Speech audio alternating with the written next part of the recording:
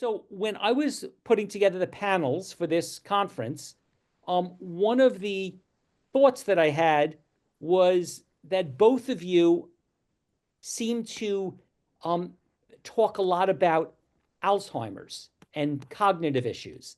And I guess I'm 61, turning 62, and I never thought much about any of this stuff when I was younger. But all of a sudden, as I'm getting older, this seems to be a world where I'm hearing about people having cognitive issues. And it's gone from something that I didn't really ever think about to something that seems like a very, very serious concern. Um, and I'm really, really interested to know what the data shows. Both of you, I feel, are very unbiased and scientific. Neither of you are selling anything to us. So I feel that you are both ideal candidates to help us to understand where we stand with this subject. So maybe could you each give an opening 1 minute thought on what your involvement is with Alzheimer's, dementia prevention, and why you're interested in it and how progress is coming along. So maybe Dr. Helman and then Dr. Blake, and then I'll start my questions. Thank you. Sure. So, again, Steve, happy to be here in such a great forum. My own background as a teenager, I saw my grandmother Eileen got Alzheimer's, and I saw how it affected not just her, but my parents' generation, where they're like, hey, this is happening to Grandma Eileen now. What about us in 20 or 30 years? So I grew up, I studied biochemistry as a teenager. So I've been focused on this scourge for a very long time. And when I went to Harvard Medical School, the training was, we actually can't even diagnose Alzheimer's until someone has died, and then you do an autopsy, and there's really not a lot we can do. So that was 35 years ago. Now there is hope. That's the bottom line. The message, there is help. Despite the fact that most primary care doctors and neurologists, many of them will tell patients with newly diagnosed Alzheimer's that, yeah, we'll try these medications, but there's really nothing that can help. It doesn't matter what diet you eat, etc. And I'm here to tell you that I've been in this field for 6 years.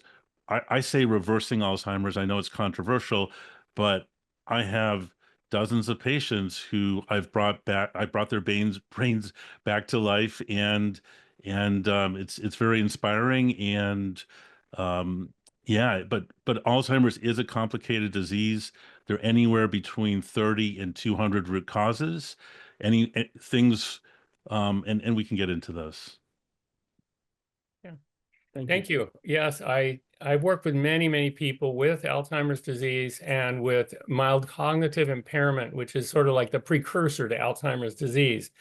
People in that category generally will, about 15% will graduate to Alzheimer's disease every year. So that's a good point to work with people. And in our clinical trial that I designed and ran, that's what we tried to do, was hit people before they were in advanced Alzheimer's. I have really great sympathy and respect for those caretakers who put up with the people with Alzheimer's disease who, sometimes the people can't remember anything or happy, and the caretakers are miserable. So we need to support them. And while it's virtually impossible to reverse advanced stage Alzheimer's disease, along the way, we can do a lot. And neurodegeneration is one of the keys. Neuroinflammation is one of the keys. We can do a lot about that.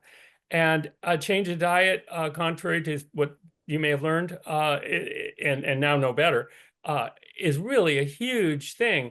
Of course, changing diet is tough, and it takes someone willing. And the people we've worked with who have been most successful in getting their brains sharper and brighter have had family members who are willing to change their diet and go along with that and get them healthier.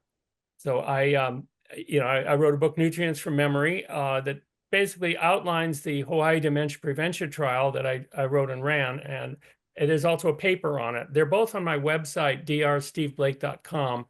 The paper's free under recent papers, and the book is under $10, so not a problem for an ebook. I'm looking forward to your questions, Stephen. Okay, so why don't we start right from the beginning? If someone says, I'll do anything to prevent dementia and Alzheimer's, I'll do anything. What exactly do you want them to eat? Assume they're saying they will do what you say. Their goal is to prevent dementia and Alzheimer's. What is the diet that the science shows has the most protective benefit and possibly the ability to reverse early stage? First of all, what a hypothetical. I don't know if I've ever talked to someone who said, I'll eat everything you tell me to eat and nothing else. A few people have said it, but they didn't really mean it. Right. But yeah, okay, if they could. I think we'd be looking at a whole plant food diet. And this would include the various nutrients that are needed, all of them together. Fruits, especially berries and nuts and seeds. We're going to need vegetables. They're so wonderfully nutrient dense and anti-inflammatory, most of them. And beans are also anti-inflammatory and really helpful. And between all of those, we can get most of the nutrients we need. Now, on a whole plant diet, we're going to need to fill in a few of those nutrients, and I'll be talking about that as we go along. But that would be a start. If they would just eat whole plants, that would be perfect. And I would agree with Dr. Steve. Whole plants, I would add, don't add salt, oil, and sugar to it. But in general, whole plants, it is. Well, I might modify this salt because I live in the tropics, so do you, Dr. Josh. And Yep. when I'm out working in the sun and rivers of water are coming off of me and electrolytes too, a certain amount of salt is required by the human body. And there is a limit to how much salt we should take. 2,000, 3,000 milligrams of sodium per day are the typical limits for healthy people. And I think not exceeding our limits for sodium intake is excellent, but totally excluding salt could leave you a little lean in sodium. As I analyze diets, and when I do that, I see that some people on strictly plant-based diets, and especially without the processed foods, that's where the real dense sodium is, that they're actually a little light in that. And we have 3 electrolytes that we need. And so we need to get those 3 electrolytes. Yeah, but I would say you're exactly right, Dr. Steve. It depends on the person. And, there are some people who are out there sweating, and we should be outside and sweating. But there are unfortunately people who are sedentary and don't need lots of extra sodium in their diet. And with the average American eating highly processed food with way too much sodium in it, that's the point I was trying to highlight. Yeah, the excess of sodium in soups, for example, or bacon, or so many foods, they just throw in salt, sugar, and oil to make it desirable and palatable and make people want to buy it and eat it. And yet, too much of those things are really a bad idea. And I agree with you, Dr. Josh, on the extracted oils. I think we definitely need to be careful with any extracted oils. I basically eat none. And sometimes people want to cook with some, and I try and keep it down to just a teaspoon of sesame oil and don't heat it up too much if they have to do that. Otherwise, none would even be better. But we do need some essential fatty acids. So, and some of the foods like avocados also have vitamin E and vitamin C that are really good to have. Dr. Helman, the other day when you spoke, you used a term, I think you used the word sludge blood. I did, yes. Okay.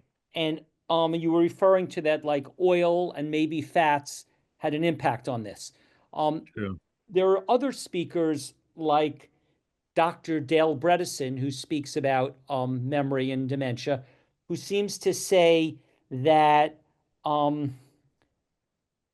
me think what he says. I think what he's saying is that we want to have fats. We want to have avocados and nuts and seeds and olives, and less sugar and more fat.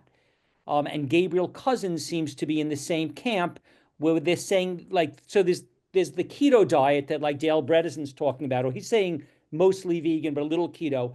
But even the vegan keto people, they're saying lower the fruit, lower the sugar, but go plentiful on the nuts and seeds. And Joel Furman said the studies on longevity showed that people who were having nuts and seeds were doing better. So just to clarify, in the context of dementia and Alzheimer's, do we want nuts and seeds? Do we want olives? Do we want avocados? Let's for a second assume we don't want oil. But are we trying to add or not add avocados, olives, and nuts and seeds? It's a Yeah, matter of so quantity. definitely. And so, yeah, I'm all for an ounce of nuts and seeds, what you can hold in your hand, but I'm not for 12 ounces or 24 ounces eating like a whole bag of nuts or seeds. And same thing with an avocado. Sure, take an eighth of an avocado or a quarter, not don't make three avocados a meal for most people. Now, there are some of my patients who are very skinny and they need to put on weight. I could see using a calorie dense food, whether like avocados, to help with that. But for most people, limiting the amount of fats. And, to your point initially, I love what Dr. Dale Bredesen has done in terms of popularizing the fact that Alzheimer's is treatable and reversible and preventable. But the flip side is, and he's definitely pushing a ketogenic diet. I just think in general, ketogenic long term is not healthy for our brain or our body. And one of my big concerns about that is if you're taking in high amounts of fat and oils for a very long time, unfortunately, those fats and oils can end up depositing in your blood vessels, like your carotid blood vessels, and you get calcifications and blockages, and you can no longer easily get blood from your heart to your brain and within your brain, Although causing vascular dementia. Yes. it's not all fats and oils. And I think this is really a mistake that people are making to say all fats are bad. It's like saying all carbs are bad. There are good fats and bad fats. The problem is saturated fat. Okay, and I just analyzed the keto diet. It was 38 grams of saturated fat in one day. 12 is your limit. When you go over 12, the American Heart Association says under 6% of calories is saturated fat. I quite agree for brain health. It's very similar. So you can't avoid saturated fat. We have no human need for saturated fats. They're not a requirement for us. They just happen to be in some healthy foods and they come along with them. But we don't want too much. If we get too much saturated fat, as opposed to monounsaturated fat or polyunsaturated fat, but if we get too many saturated fats, then what we're doing, as you mentioned, is we're damaging our arteries. The saturated fat raises LDL cholesterol, and usually the sources of saturated fat don't have the antioxidants that protect, principally vitamin E, that protect the LDL on its journey. So the LDL oxidizes, it gets damaged, so it can't actually dock anymore to the cells. Then it sticks to the inside of the artery, creates an inflammatory arterial plaque. And this is a problem because of vascular dementia. And for those of you who haven't heard of vascular dementia, that's when you eat too much saturated fat and you get plaque in your arteries. Some of it breaks away and makes a small stroke in your brain, perhaps a memory area or a thinking area or a navigation area, speech area, could be anywhere. And then more and more of these tiny strokes happen, and this adds up to vascular dementia. But there's more. The saturated fats also inhibit perfusion of blood into the brain. As your arteries narrow, and we look at arteries that are 70% blocked in people, and the little arteries are blocked too. And as they narrow, you can't get enough blood, oxygen, glucose, nutrients, toxin removal in your brain. You need that. So the problem is not fats in general, it's bad fats and saturated fat, in which case avocados are pretty safe because, like you said, you don't want too many for calories, but they're low in saturated fat, and you're not likely to exceed your daily maximum eating, say, half an avocado a day. That's not a big contributor. But nuts and seeds are crucial because they have vitamin E. Some do, some don't. Do you know what the two nuts that don't have vitamin E is? I'm going to pose that to you, Dr. Joshua. Oh, I give up. I would be guessing. Coconuts and macadamia nuts are the only two nuts that don't have vitamin E. I know that they're both very high in saturated fat. Well, no, actually not macadamia nuts.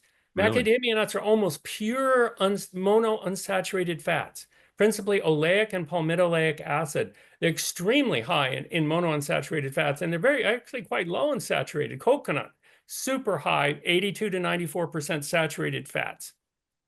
Okay, I'll let you talk now. I didn't mean to say too much. It's all good. So just to interpret what you said, if we're trying to prevent dementia, we want to eat a whole food plant-based diet. You're saying yes to avocados, yes to nuts, and yes to seeds, and yes to olives. Is that what you're saying, or am I saying that? Yes, absolutely. In fact, in the Hawaii dementia prevention trial, which I designed and ran, I designed it so that we would get 1 ounce of sunflower seeds ground up, because many of the old folks had diverticulosis, and 1 ounce of walnuts ground up. Now, the sunflower seeds are especially rich in the alpha tocopherol form of vitamin E, and the walnuts are especially rich in the gamma tocopherol form of vitamin E. Both, of course, the real deal and not synthetic. And walnuts have the side benefit of having the omega-3 fatty acid, the essential alpha linolenic acid. So that's what we did, and you can do that at home. It's easy enough to do. You can sprinkle it on food. You're going to get a lot better absorption if you buzz your nuts in a coffee grinder or blender for a minute dry, and that way your body can get a lot more goodness out of them. Otherwise, a lot is wasted, and a lot of old folks with fiber-low diets get bowel pockets, and that makes it difficult for them to eat any nuts, but if they're ground up, no problem. Dr. Helman, are you comfortable with Dr. Blake saying about olives, avocados, nuts, and seeds to include them in the diet? I am, but again, like he mentioned too, the amount of the other issue is dose. You know, there are some people, including myself, if you put a big bag of nuts in front of me, I could actually eat most of it. So you have to work on portion control. And like I said, like an ounce of nuts will be fine, unless you're trying to put on weight, and then it's a different issue. Oh, And yeah. We work with people in late stage Parkinson's disease, and they typically are very lean and can't keep weight on. And those lucky people get to eat all kinds of high calorie foods like macadamia nuts and avocados, and they don't gain weight because they're burning it off so fast. okay, and oil, you're both saying, are you both saying to completely avoid olive oil, or are you saying there's a benefit in memory prevention, or are you saying it's bad? I'm going to say completely avoid olive oil. If you want the flavor of olives on your salad, chop some olives up and put them on your salad. You know, when they make olive oil, they're squeezing out most of the polyphenols, most of the good anti-inflammatory substances, and throwing them out, or putting them in animal feed more accurately. But we want those. And you get all the flavor of the olives that way and all the goodness. But the oil itself is like a junk food. Okay. They've extracted my book, Fats and Oils Demystified. I have a whole chapter on the processing of oils and what is lost. And, you know, all the fiber, most of the vitamin E, most of the goodness in the fats and oils, whether you're making oil out of a seed or a bean or an olive. And by the way, if it's not extra virgin olive oil, it's actually made from olive seeds, which are not that beneficial anyway. Yeah, and I would agree with Dr. Steve. Olive oil is a highly processed food. You should avoid it. And I like his most recent publication where he pointed out that olive oil actually has AGEs, a small amount of these advanced glycation end products, which are also not good for the health of your brain and body. There, Sure, they have some, but boy, not compared to animal-derived products. Right. so are there Those are the big ones. Yeah. are there any nuts or seeds that you're saying we should avoid? Any raw organic nuts and seeds that you are saying are an exception? Coconut, Coconut. yeah. And the Brazil nuts should be limited to perhaps 1 a day. You don't want to overdose on selenium, and you can get close to that. You know, the trace minerals have to be in the exact right amount, not too much, not too little. Any other nuts that I would limit? You know, I would like the nuts to be organic because, as we know, a lot of the pesticides are fat-loving, lipophilic, and they don't get bioaccumulated in nuts or avocados as much as they would by 1,000, 10,000 times less than they're bioaccumulated in animal-derived fat. But still, if we could have organic nuts and seeds, I would be a bit happier. And I want to mention that a great way to get those nuts and seeds is through nut butters, almond butter, peanut butter, There's all kinds of sunflower seed butter is amazingly rich in vitamin E, and lots of great nut butters, again, at the right amount for your weight loss or gain system. And I would throw in, I would limit the amount of peanuts and cashews just because those two nuts are associated with aflatoxin, which is a fatty toxin that's not good for the brain function. It's not to mention cancer. Yeah, true. Now, suppose someone's listening and they're like, this is all great, but I still eat chicken and I still eat fish and I eat some eggs and sometimes steak. You know, in order, what is the best and worst animal food for someone to eat if they're trying to prevent? They obviously don't want dementia or cancer or heart disease or kidney disease or any of those things. What is the worst animal product, the first one to give up, then the next? What's, give the order of animal products of what you can most concerned about. And then is there some amount of animal products that they could have that would be acceptable, that would they could still maintain a healthy life and avoid these diseases, or at least keep their risk somewhat low? I mean, It's pretty easy. It's a processed meats would be the first to go, bacon, sausage, all those things. And then the beef would be next to go, and pork right after that. And I actually prepared looking at some research on chicken. Now, some authorities say that lean meats, lean protein they call it, and I interpret that to mean mostly chicken and turkey, is okay to eat. But, and do you mind if I just take a minute and go over this research? Sure. It's really fun. First of all, when they feed chickens and turkeys, they add up ground up animals and to the feed, and then the bioaccumulated PCBs, DDT, polybrominated diphenyl ethers, all of this gets bioaccumulated again in the chicken. Arsenic is found in chicken.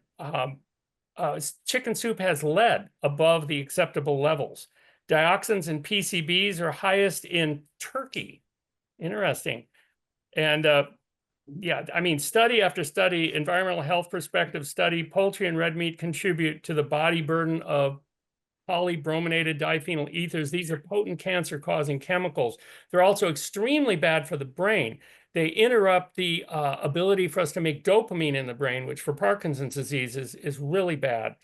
And you mentioned advanced glycation end products. Chicken, if it's broiled, if it's fried, if it's barbecued, and that's the only way people eat it, they don't eat boiled chicken, they eat broiled chicken. That's going to have advanced glycation end products, highly inflammatory to the brain and the arteries. So it's not only damaging your brain and killing off brain cells, it's also damaging the arteries that supply blood to the brain, increasing your risk of strokes, vascular dementia, and reduced perfusion in the brain. I won't go over a whole lot of the antibiotics, but they're loaded in chicken and turkey. So anyone who says lean meat, this is a big problem. Chicken is, the Campylobacter, Salmonella, Staphylococcus is epidemic in chicken. And it gets transferred to cutting boards and to people, even if they cook it. They're still exposed to it, and this is a problem. lots of viruses too. Yeah, poultry increases cancer risk, 100-gram serving, 40 to 60% malignant melanoma, prostate cancer, lymphoma.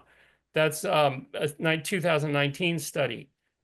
Cooked chicken increases the risk of breast cancer with the heterocyclic amines and polycyclic aromatic hydrocarbons. 2/3 of chicken has Campylobacter, eggs and poultry. Anyway, breast cancer risk, and on with the different cancers here. And depression and suicide is higher in those who eat chicken, partially because of the arachidonic acid. And of course, lipopolysaccharides. Which increases the inflammation. Yeah. Yes. And the lipopolysaccharides are the leftover parts of gram-negative bacteria that are killed when you cook chicken. You have to cook chicken, right? But these gram-negative bacteria, they're killed and they become lipopolysaccharides. As far as I know, the most inflammatory substance possible. I mean, when they want to damage people's cognition, how much did they shoot in their arm? 42 millionths of a millionth of 1 gram. That's 42 nanograms is enough to damage memory and thinking potential. And yet, when you look at turkey, 1.8 8 million nanograms of lipopolysaccharides, very much of which is absorbed through the chylomicron root. So I won't go on, but I think that any amount of chicken or turkey is going to have problems. And many of these problems are also true of fish. And I know many people think, well, they have the essential fatty acids. Well, they don't. Fish don't have essential fatty acids. They have long chain omega-3s, such as EPA, eicosapentaenoic acid, and DHA, docosahexaenoic acid. But they don't have the essentials. They do, however, have environmental contaminants such as mercury, DDT, polybrominated biphenyls, and on and on and on. They are not a very clean way to get your food. I think I better stop now and let Dr. Drost say something. Oh no, I agree with exactly everything Dr. Steve just said. And my answer to people is say, like, which is the least bad animal product to take in? I think they're all bad. I mean, you could argue that processed meat is worse than unprocessed meat, but still, I would say if you're worried about your brain health, just cut them all out, including milk, dairy, cheese, that category too, and fish. So what when I go to the bookstore and there's 100 books by medical doctors who've written 7 books, and they're claiming that some version of a keto or a paleo or a low carb diet is a good thing, and they have YouTube videos with millions of views, and they're saying to have grass-fed beef, and they're saying great things. All these people, why are they having such a different belief than you? Are they just not as smart? Are they bad researchers? Are they selling something? Like, how are you both coming to such different conclusions about whether animal products are appropriate for our health? They're not analyzing the diets. That's why they can say that. If Dr. Atkins had analyzed his diet, he would have seen the problems involved. The keto and paleo diets, I analyze them all the time. In fact, I analyzed a carnivore diet the other day. Wow. I have never seen 0 fiber and 0 vitamin C before in a diet, but I saw it in that one. But typically, I mean, the Atkins diet, a lot of the low carb diets are running around 3 to 5 grams of fiber per day. You need at least 20. I think 40 is a healthy amount, or more is fine. But 3 to 5, and you're never going to poop. You need some fiber in your diet. And fiber, of course, is something for our brains, reduces inflammation in the body through the production of butyric acid and other extra short chain fatty acids. So we need that fiber that they're not providing. We also need calcium. And many of these diets are super low in calcium, plus the super high saturated fat, while it might feel good at first and very satisfying, is going to damage the brain. So I'm going to argue that they need better education and nutrition, and they need to actually analyze the diets that they're representing as healthful. If they did so and they saw that 8 out of the 10 vitamins are too low, definitely including vitamin E and so many others, they wouldn't recommend them. Right. I agree 100%. It's the lack of nutritional knowledge, and it's also biased in terms of what big food, what industry is marketing to the public, including medical education. I mean, I know when I was at Harvard Med School, I got maybe a day or two on nutrition training. Now, I have 2 degrees in biochemistry. I learned it a different way, but but the other point is, if you want to be ideal metabolically, only 7% of Americans are metabolically ideal. And if you're in one of that 7%, you're probably going to be doing things differently than the average person. And you have to be okay with that. And I think, unfortunately, I mean, this is a great forum where we're sharing this information with the public for free right now. But the flip side is, we're a minority in terms of the information like this out there. And our danger is that the truth, what's backed by scientific research and nutritional research, is being outshadowed by industry-sponsored research and advertising and propaganda, in my opinion. So, as an example, ketogenic diet, to me, the ideal ketogenic diet is when I have someone fast. Within 3 days of a water fast, most 3 to 4 days, most people are very ketogenic. But that's normally not what people are talking about. They're talking about eating high doses of fat, which unfortunately, if it's animal fat, it's extremely high levels of these fatty toxins like the PCBs and the DDT, and other toxins, mold toxins, etc. So yeah, I mean, I think, I've got to compliment you, Steve, for keeping this forum and expanding this forum, because this information needs to get out there. And unfortunately, if you vote with what you hear on TV, whether it's the so-called experts there or the advertising, you're going to be missing out on some potential ways to prevent and reverse Alzheimer's. Um, Dr. Helman, you work at Hippocrates Health Institute, is that correct? I do, yeah. I'm the medical director there. Medical director. So you work directly with Brian Clement and Anna Marie Clement. So to the best of my understanding of asking Brian lots of questions, he's saying that we could do even better than what you're saying if instead of eating a whole food plant-based diet, we ate a raw whole food plant-based diet. And if your beans and grains were sprouted and your vegetables were sprouted, he's saying that would be even better. And then he's saying that's number one. And then number two, he's saying, and it would be even better if you eliminated the fruit, because the fruit feeds yeast, mold, fungus, candida, and cancer. And then third, he's saying that him and Udo Erasmus and Gabriel Cousins somehow, not somehow, but believe that oil has a place, that there is, that good quality oils are okay, or might sometimes be okay. But that's not his focus. But his focus is that raw is better and fruit is not really a part of it, for a part of your diet for most healthy people. And the oil, I don't want to speak for him, but I think he's a little more neutral on it. So how would you address his thoughts on dementia prevention based on what he says?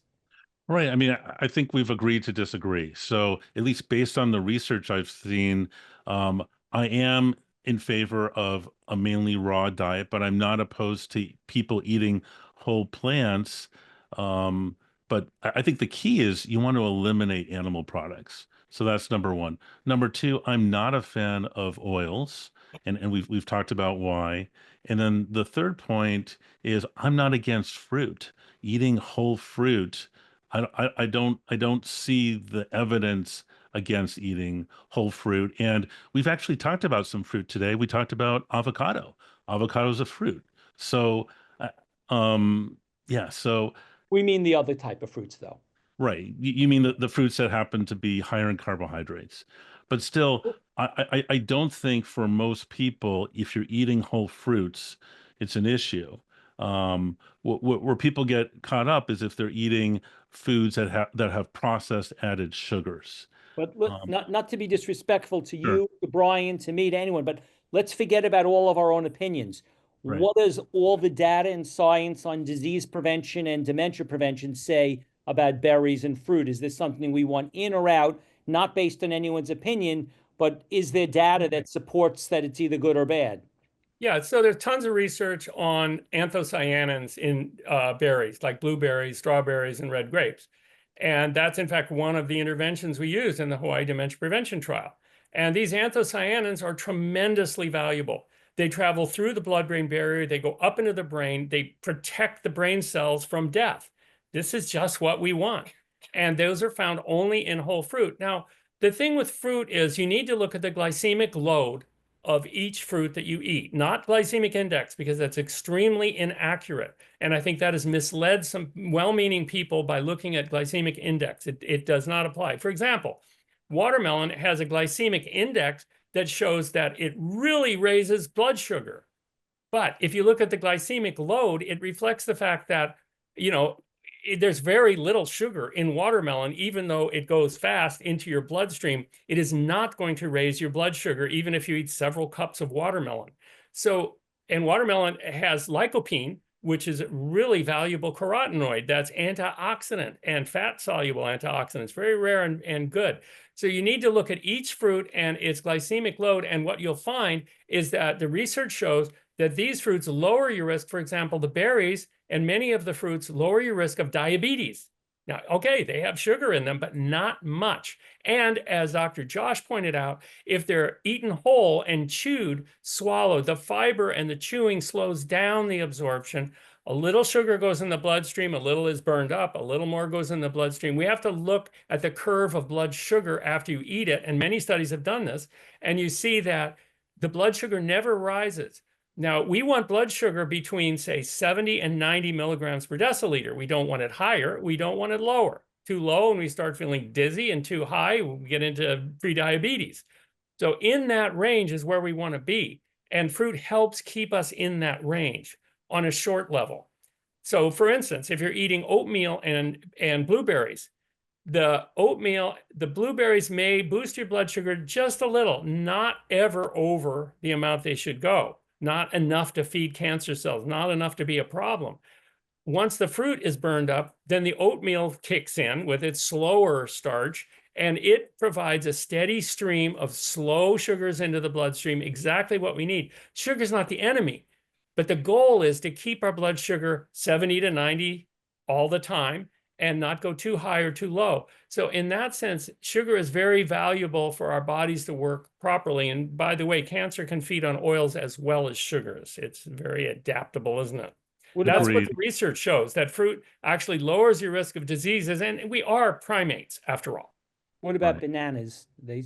Now, bananas have a higher glycemic load. And bananas and mangoes are two sweeter fruits, especially the bananas that you find in grocery stores seem very sugary to me. We grow apple bananas here, and they're not very sweet and would not contribute, one banana to high blood sugar. But you need to restrict the bananas, yes, and the very sweet fruits. But surprisingly, apples have a low glycemic load, and pears. And most of the fruits we know do have a low glycemic load. It's just a few sugary ones that we might need to cut down on. Good point. If someone was willing to listen to you, what exactly would be optimal for us to do regarding fasting? Should we fast 1 day a week on green juices? Should we do intermittent fasting every night for 14 hours? Should we do a 1 week water fast? Should we do a 3 week water fast? What is the ideal way to prevent Alzheimer's and disease through any fasting modality? What's your recommendation? I'll let Dr. Josh go first because he works at a fasting clinic. Well, I used to work at True North where, we were water fasting. But to my mind, after seeing dramatic improvement of chronic diseases, including dementias, using water fasting, I would say biochemically, fasting is almost identical to the cells of your body as exercise. And just like there's different types of exercise, and the best exercise is the exercise you'll do, and we're in the state you're in, the same thing with fasting. If you're currently eating 4 or 5 meals a day, and the first thing I'd say is just skip breakfast. Do some intermittent fasting. Have a feeding window between, say, maybe 11 a.m. or noon and 6 p.m. But if you've already you already doing intermittent fasting, sure, then consider a water fast for 24 or 48 hours. And if you've already done that, do a medically supervised water fast at True North or someplace else. So to me, it's a gradation, and there's no right answer in general, but I find the more that people fast, the healthier they are overall, including their brain. What about the once a week juice fast that Hippocrates does? Yeah, so I think the once a week juice fast at Hippocrates is good. I normally found better results with water fasting than juice fasting, but I'm not opposed to trying it. But again, it seems like the real improvement in brain function is produced by ketosis, and you're much more likely to get into ketosis if you're doing a longer water fast than a juice fast.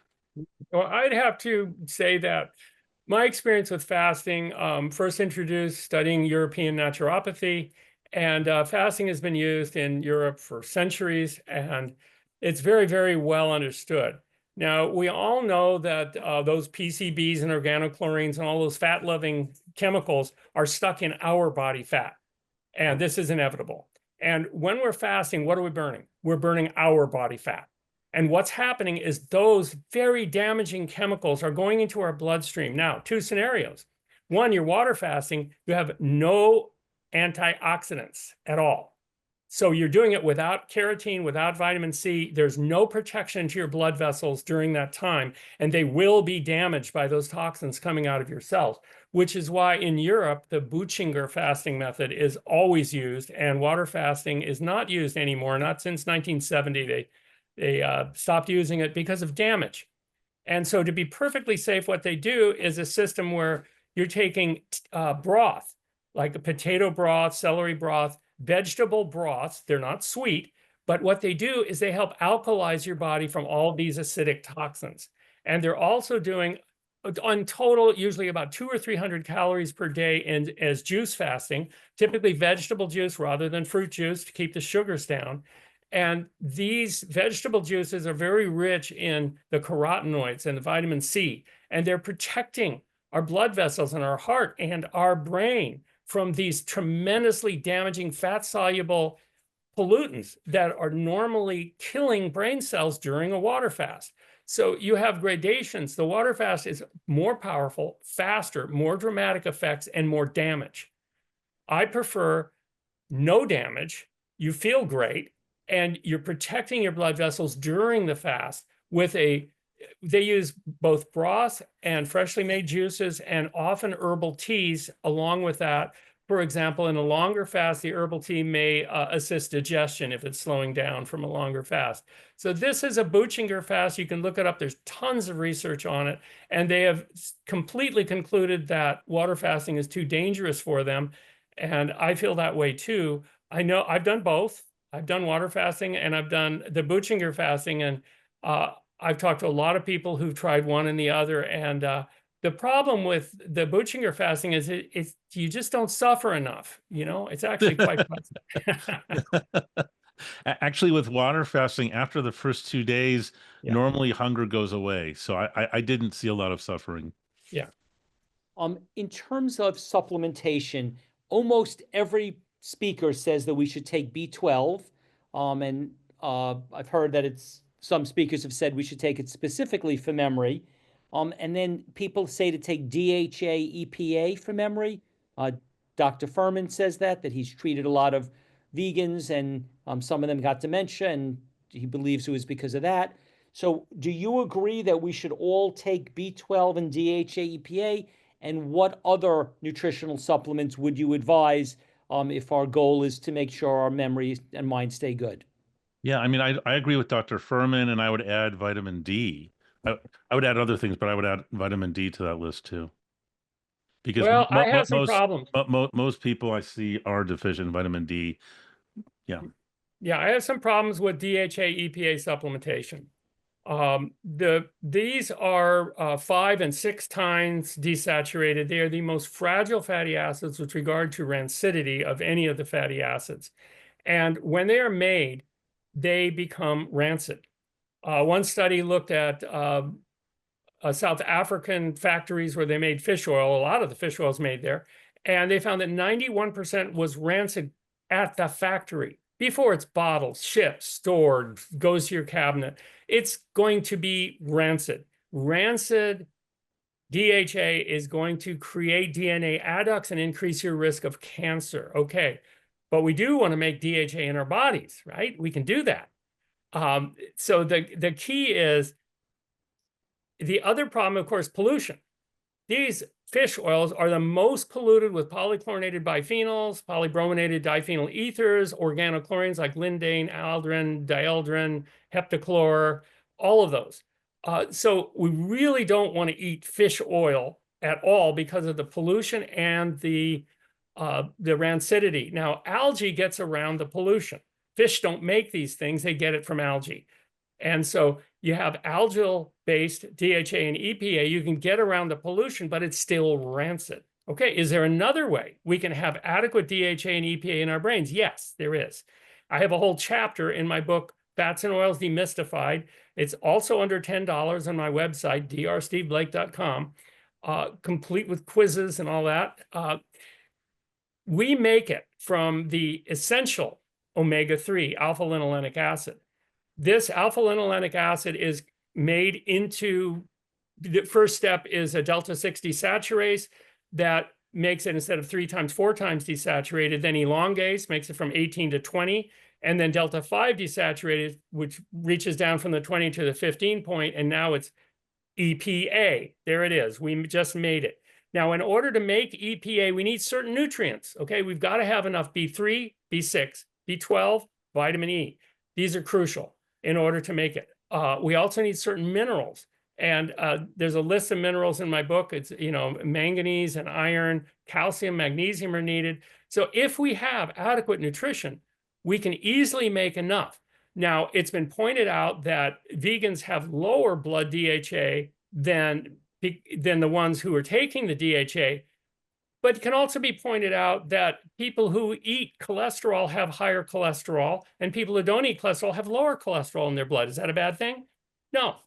We make what we need of the EPA and DHA. You see, we have a balance. Arachidonic acid is made from the omega-6 essential fatty acid, linoleic acid, a very similar 3-step process. And our bodies will make these two in the correct balance if we don't eat any externally, okay? If you eat too much EPA and DHA, what's the problem? Suppression of immune function. This means cancer. This means infections. This means reaction to stings, venomous bites, all of that. So we need the perfect balance, and that can be achieved by eating flaxseed and other sources of omega-3 in the essential form, which is alpha-linolenic acid. I don't want to overtake my time here, but I needed to say that. So just to go back to all that, so in order to get B3, B6, B12, vitamin E, calcium, magnesium to make DHA, EPA, you're saying to have flax seeds, or are you saying more than that? Oh, the flax seeds only supply the omega-3 that you're starting with. And then you're going to get all of those other nutrients, hopefully through your diet, although supplementation is a possibility. So in terms of the end action we should take, what should we eat? What should we supplement with in order to make sure that our DHA, EPA is adequate? Well, there are, personally, when I did the Hawaii Dementia Prevention Study, we had supplements made for the people. And the people who couldn't get into the study really wanted those supplements, but they were only for the participants. We couldn't do anything. So I decided, okay, I'll make some. And I worked with a manufacturer. It was extremely difficult for them to use real vitamin E. It costs more than everything else in the whole vitamin, which is why none of the vitamin manufacturers use real vitamin E. Instead, they use the harmful synthetic all-racemic alpha tocopherol, which is a real problem because half of the 8 isomers in that do not have any antioxidant capability. So they'll go up to your brain and implant and stick their little fatty tail into a brain cell to protect it from oxidation and cell death, but they don't work. It's like a rent-a-cop with a plastic gun and no bullets. It doesn't work. So you're basically, by taking supplementary fake vitamin E, you're not helping yourself. So you would need to find a supplement with real vitamin E. I take one because I make it and I know it's real. I reluctantly sell it. It's a bother, but it's called Brain and Body Food, and it has most of what we gave in the study, all I could cram into it. But it also has all of the B vitamins, and it has a special form of folate too. I'll say, if you're going to supplement, if you eat plenty of beans and greens, you don't need to eat any folate. However, if you're going to supplement folate, most of it is in the form of folic acid, which is a synthetic chemical that can increase our cancer risk, is never found in nature or in the human body unless it's manufactured and we take it as a pill. So I'd recommend that your supplements not contain folic acid, but the real folate. And so that's what I use, only that. Similarly, each of the vitamins and each of the minerals need to be in the exact correct form and quantity to fill in those things. So first of all, I analyze my own diet and other people. I look to see if we're getting everything we need. And I note that us vegans, us 3 here probably, do not get enough calcium. Okay, I average maybe 500 to 600 milligrams of calcium a day, and 800 would be the bare minimum for reasonable protein vegans. So some calcium supplementation is a good idea. I don't get any iodine in my diet unless I eat seaweed. I don't eat it that often, so put iodine in there. Iron is not a problem, so I don't put iron in there.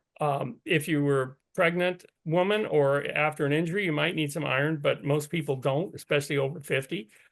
So you have to look at the nutrients, each single one. There are, for instance, 4 minerals that are needed for antioxidant enzymes: zinc, copper, manganese, and selenium. Zinc, copper, and manganese for superoxide dismutase, a powerful antioxidant used in our brain and everywhere in our body to protect us from oxidation. And selenium for glutathione peroxidase, one of the most powerful ones. And of course, vitamin C has to be there to recharge vitamin E. Most of the studies on vitamin E don't give the people also vitamin C to recharge the vitamin E. It can only detoxify one time, and then it needs vitamin C to come along and reduce it, and then it can do it again. So in other words, you need a comprehensive, very well-designed multiple vitamin. And the only one I can find that I really like is the one I make, the Brain and Body Food. I've certainly looked at a lot of others. Some are really terrible and some are almost okay.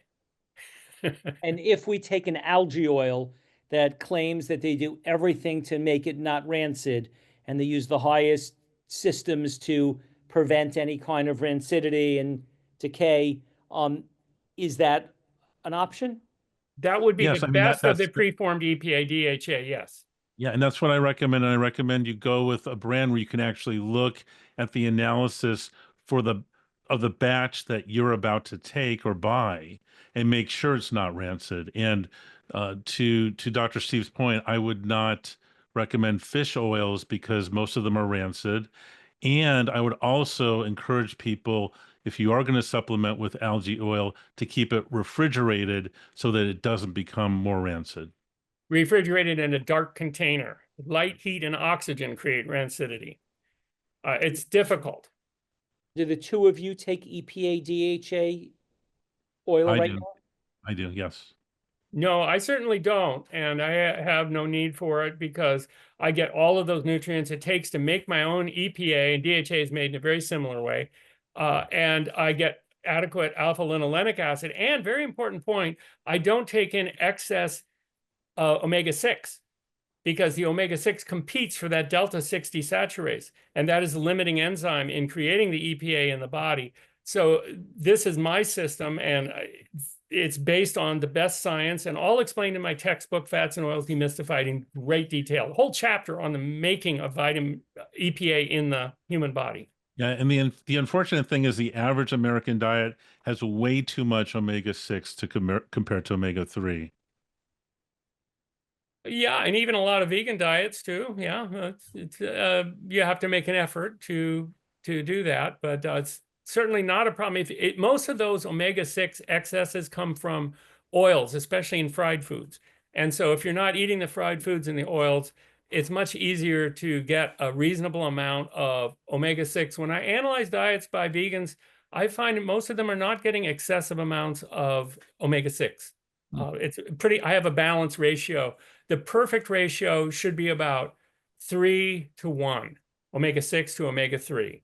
This is the perfect ratio for the 2 essential fatty acids. And this is internationally agreed upon by just about every source, 2.5-to-1. There's some slight variation. So this is what we need, about 9 grams per day of omega-6 as linoleic acid and 3 grams of alpha-linolenic acid. And that's only fats and oils we need, folks. They're the only ones that are essential. We make all the rest, or we don't need them. Dr. Helman, you mentioned lion's mane's mushroom for reestablishing brain connections.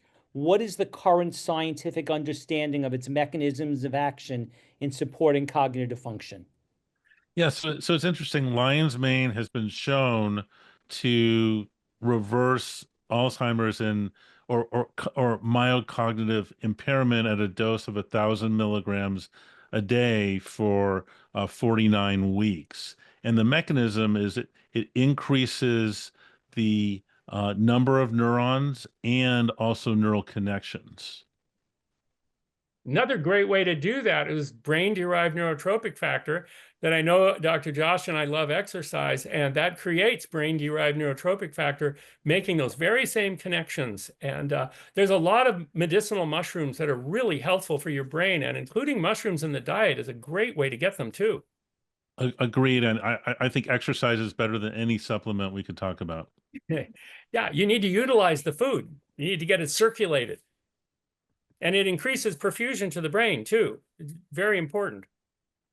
What specific heavy metals do you find most frequently elevated in individuals with cognitive decline?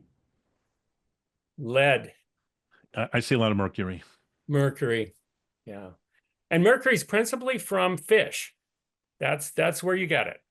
Methyl mercury is the bad one, and that's in fish, and it's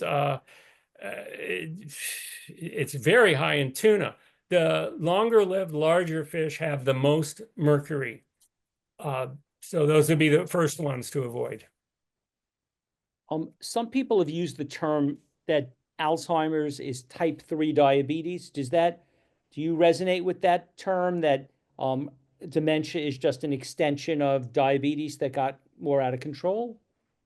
No, not at all. I quite disagree with it. They're two completely different processes. And if you look at how insulin is utilized in the brain, it's completely different than how it's utilized in the body. Different glucose transporters, different everything. It's really quite different. And it's a simplistic way of looking at it that I don't think is accurate. But I'd like to hear Dr. Josh's opinion. Yeah. So what I'm finding is that for each case of Alzheimer's, there's 30 to 200 root causes. And I find often insulin resistance or type 3 diabetes or type 2 diabetes is one piece of it. So I think it's one piece of the puzzle, but just one piece. What's actually more likely and more common is inflammation in general. I find inflammation is a very common root cause for Alzheimer's, but I wouldn't discount, sure, type 2 diabetes, insulin resistance is one piece of the puzzle.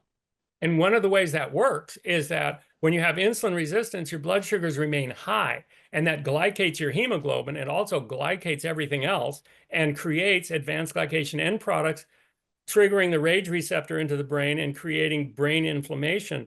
My latest paper, I don't know if you've seen that yet, Dr. Josh. It hasn't actually been. It's in peer review now. I saw the preprint. It's great. The preprint, yeah. Yeah. So I'm looking at 3 factors: lipopolysaccharides, arachidonic acid, and advanced glycation end products that's creating the neuroinflammation. That is, you can stop those, and it's very important. Now, the arachidonic acid is found especially in meat and meat fat. It's not found in animals. And that arachidonic acid is a real problem with inflammation through inflammatory leukotrienes, artery clogging and constricting thromboxanes, and also the various prostaglandins that are made from that. A real problem. And those are offset by the EPA and DHA that we can either produce or take as algae oil.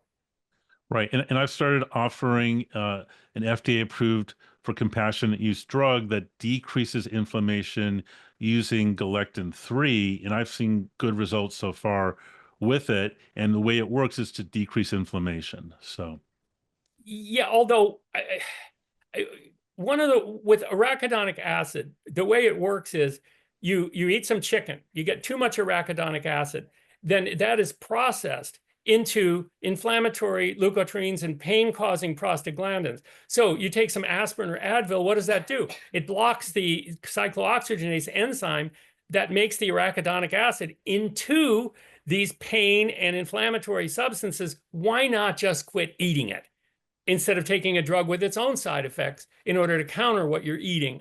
I understand that some people won't change and they may need a drug, but for those who will, those theoretical people that Stephen Shore talked about, that'd be the best way. so far I haven't seen any side effects. So, but I understand your concern. What is the role of nitric oxide in maintaining healthy brain function, and how can individuals ensure optimal levels as they age? Yeah, I mean, nitric oxide is definitely important. Nitric oxide is a gas. It's just one nitrogen and one oxygen atom stuck together, which as we get older, unfortunately, the levels go down. It opens up blood vessels. And because the brain is such a vascular organ, it's critical. And that's one reason why men who take Viagra are less likely to get dementia, because Viagra indirectly increases the amount of nitric oxide. My favorite way to get nitric oxide is actually to chew leafy greens and Exactly. chew beets. Yeah, that's it. Green leafy vegetables, best way to get nitric oxide. And sprouts or green leafy vegetables? Yes. Okay.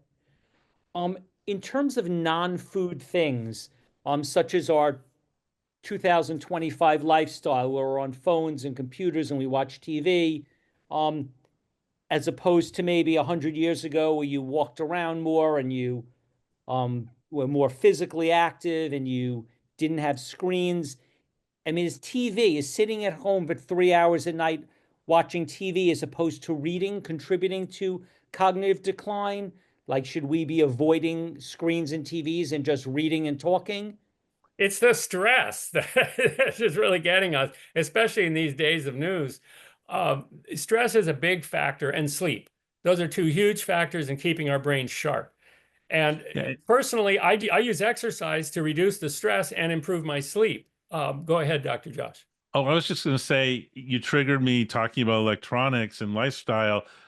At the beginning, we talked about, or the studies I've seen where oils or eating something very fatty can cause sludge blood. Another thing that can cause sludge blood is the radiation from cell phones or things like, or TVs. So, and that's lifestyle. So I would say definitely try to limit your exposure. You don't want your cell phone right next to your brain.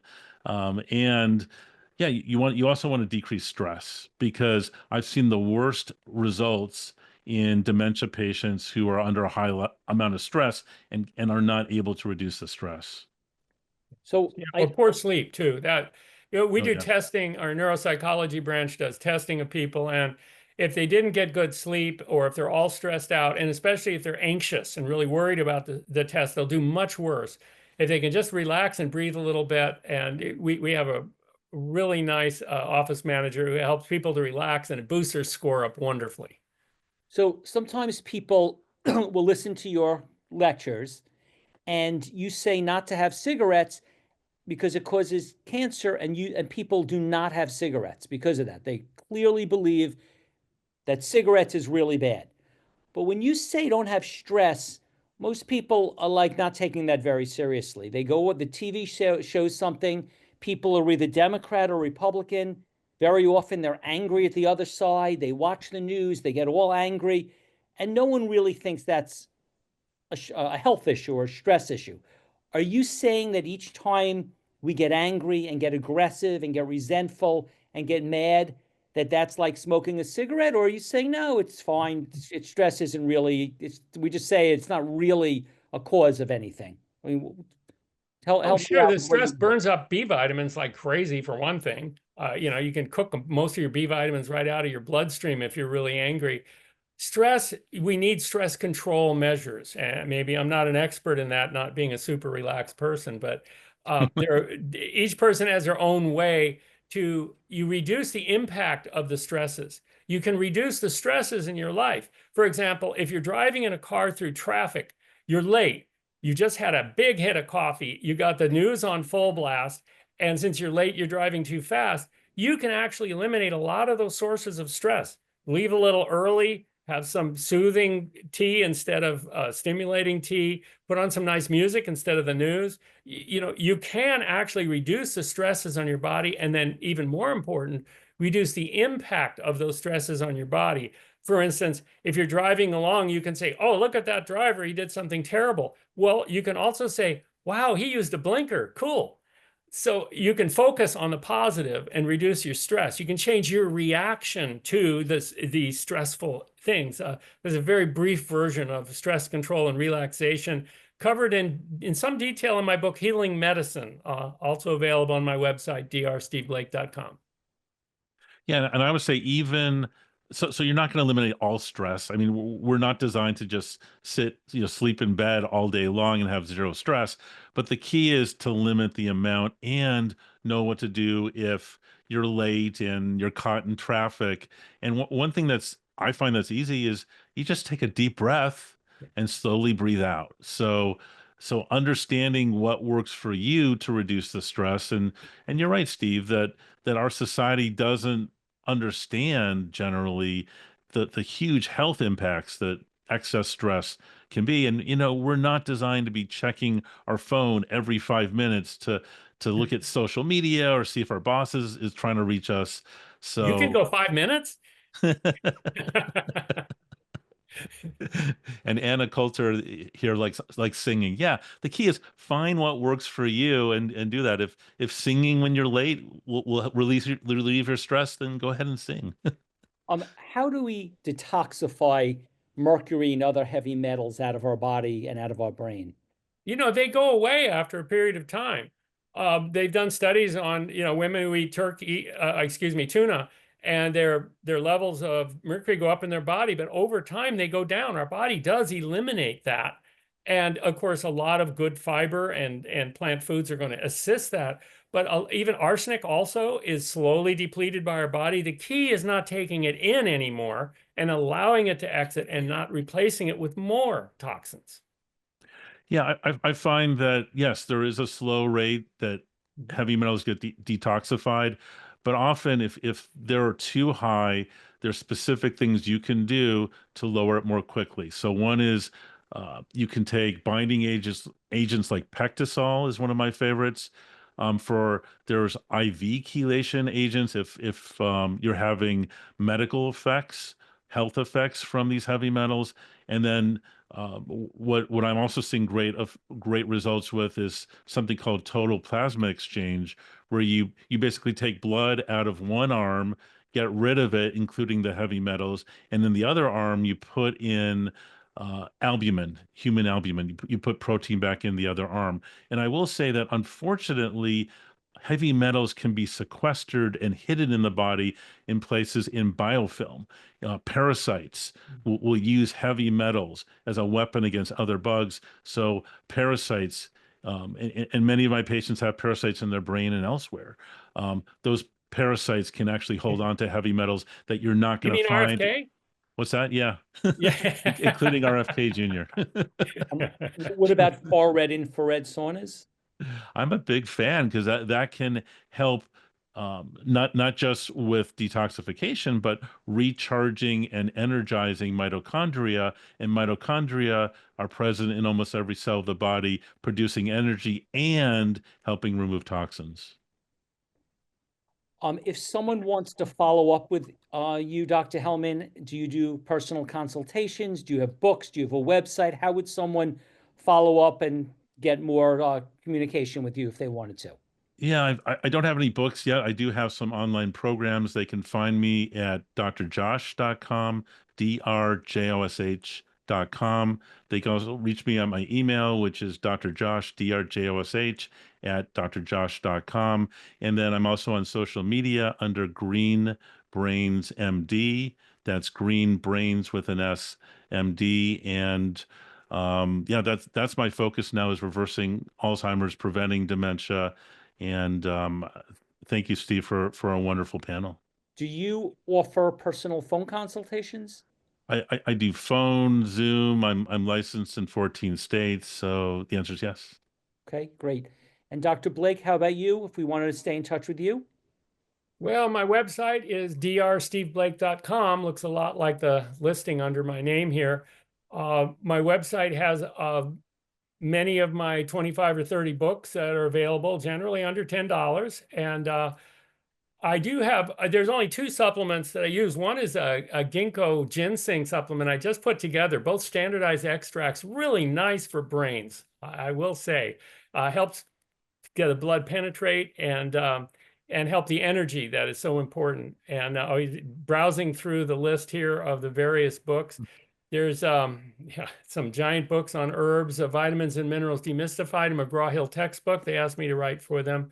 And so it's easy to contact me through my website, drsteveblake.com. And my current papers, research papers are at the top. Of course, they're free and all open source. And So please visit my website, get some books if they can help you understand how to treat what's bothering you, anything from autism to migraines to heart attacks to strokes, of course, Alzheimer's disease, and so many other things that I've worked with over the years and collected the information on the connection between food and health. Do you do personal consultations over phone or Zoom? Yes, I do. I also do email dietary analysis. It's really quite popular. People send me what they eat, and I analyze it and send them about usually 13 graphs that show each vitamin, each mineral, which food supplies it, which gives too much, which gives too little, which ones they're deficient in, which ones they get too much of, with suggestions on how to alter the diet, and then maybe a follow-up after they've changed their diet to see if they're closer to what humans require. And of course, that would also determine anything they might need to supplement if, for example, their calcium's too low, or perhaps their zinc's too low, or whatever. Okay, one final question. If someone is in their mid-60s and has mild to advanced Alzheimer's, are you saying at this point it is hopeless? Is there any technology on the planet, anything at all, that someone with advanced Alzheimer's could still try and possibly get a result? Or are you saying just accept it, let it go, it's not reversible no matter what? With advanced Alzheimer's disease, you're looking at half of the brain cells have already died. And it's going to be extremely difficult to get any really great reversals at that point. What we can do is make people more comfortable with kind of palliative medicine. And with good food and lowering neuroinflammation, perhaps their life can be more comfortable, and the life of their caretakers can be more comfortable and can slow progression. If they're only in the moderate stages of Alzheimer's disease, then more can be done. In the advanced stages, well, that's really tough. And people ask me, when should I start with eating right to prevent Alzheimer's? And I think prenatal would be perfect. And I would say there's hope even for the advanced cases. Obviously, if it's more advanced, it's going to take a lot longer. If you're missing half of your brain cells, you're going to have to regenerate them and regenerate those neural connections. But what's really interesting is when I'm in the process of reversing Alzheimer's for patients, when they're in that phase, we actually need to retrain the brain. And the key for retraining the brain is human interaction. You do not want to take someone with advanced Alzheimer's who you're trying to bring back and put them in front of a screen watching TV all day. It's kind of interesting. It's just like a little kid. You don't want their education to just be watching television. They need human interaction. It's also true for someone with moderate to advanced Alzheimer's that you need to reestablish the human connection. And yes, it's going to take a lot longer than preventing or reversing mild cognitive impairment. But what I'm saying is there is hope because I've seen cases. Okay. Yeah, the social interaction is really important. I quite agree. Okay, well, I'm really appreciative to both of you. We really don't want to lose sight that you guys spent 30 years or more doing incredible amounts of research and science, and you're brilliant people, and you're willing to come here somehow and share it with us for free. So I hope everyone loved the opportunity to hear from you. Even if you didn't always say what we wanted to hear and didn't tell us that easy to solve the things, we really appreciate it. You guys are fantastic. Thank you. If we Thank can you. unmute everyone so everyone else can Thanks. have the opportunity to thank them as well. Because Thank there you. really hasn't been a very much. Follow both of your Before COVID, there was trouble Say in they your can't with get out. COVID. All right. Trying to get people out, Thank you. out